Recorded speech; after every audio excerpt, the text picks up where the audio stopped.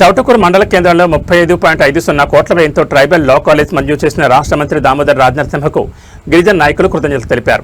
ఈ మేరకు కళాశాల ప్రిన్సిపల్ శ్రీనివాస్, లంబాడాల పోరాట సమితి నాయకులు ప్రకాష్ రాథోడ్, మహేష్ రాథోడ్, మెగరాజ్ నాయక్ తదితరులు సంగారెడ్డిలో మంత్రిని కలిసి శాలువతో ఘనంగా సత్కరించారు.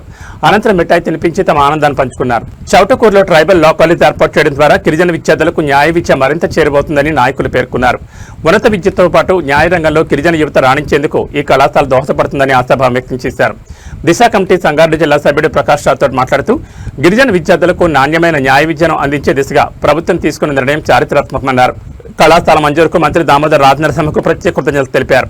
కార్యక్రమంలో ఎస్సీ ఎస్టీ విజిలెన్స్ కమిటీ సభ్యుడు దుర్గాప్రసాద్, ఆందోళన నియోజకవర్గ నాయకుడు మహేష్ రాథోడ్, మేఘరాజ్ నాయక్, ఎల్హెచ్పిఎస్ జిల్లా ఉపాధ్యక్షుడు సురేష్ నాయక్, సర్పంచులు వినోద్, జైపాల్, సేనాపతి అశోక్, గోపాల్, రాజు, గణేష్ నాయక్, విద్యార్థులు, గిరిజన నాయకులు తదితరులు పాల్గొన్నారు.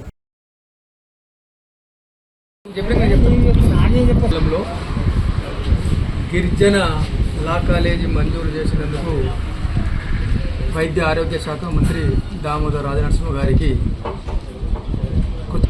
అదేవిధంగా చుట్టుపక్కల గ్రామాలలో అందో తాలూకాలో గిరిజన ప్రాంతము గిరిజన సోదరులు ఎక్కువగా ఉన్నారు కాబట్టి గిరిజనుల అభివృద్ధి కోసం, గిరిజనుల యొక్క శ్రేయస్సు కోసం నిరంతరం కృషి చేస్తూ బొమ్మారెడ్డిగూడెంలో ఒక ఆశ్రమ పాఠశాల నెలకొల్పి ఇప్పుడు 1వ తరగతి నుంచి 10వ తరగతి వరకు గిరిజన ఆశ్రమ పాఠశాల కొనసాగుతూ ఉంది. మరి అదేవిధంగా మరియు ఈరోజు గిరిజనులపైన ఒక నమ్మకంతో ఇందిరమ్మ రాజ్యంలో గిరిజనులపై నమ్మకంతో మరి దామోదర్ రాజనరసింహ గారు లా కాలేజీ కూడా మంజూరు చేసుకోవడం జరిగింది.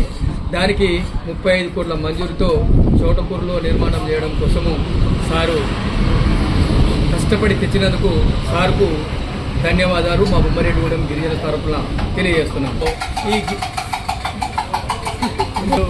చైర్మన్ అయిన టి మల్లారెడ్డి గారు మరియు మా కాంగ్రెస్ పార్టీ సీనియర్ లీడర్ అయిన బి సుభాష్ రెడ్డి గారు, మరి అదేవిధంగా మా మండలంలో గల సీనియర్ కాంగ్రెస్ నాయకులందరికీ కూడా మా గిరిజనుల తరఫున కృతజ్ఞతలు తెలియజేస్తున్నాం. ఎందుకంటే కాలేజీ మంజూరులో వాళ్ళ యొక్క శ్రమ కూడా ఉంది. ఎందుకంటే కాలేజీ నిర్మాణం కోసము చౌటకూరు గ్రామ ప్రజలు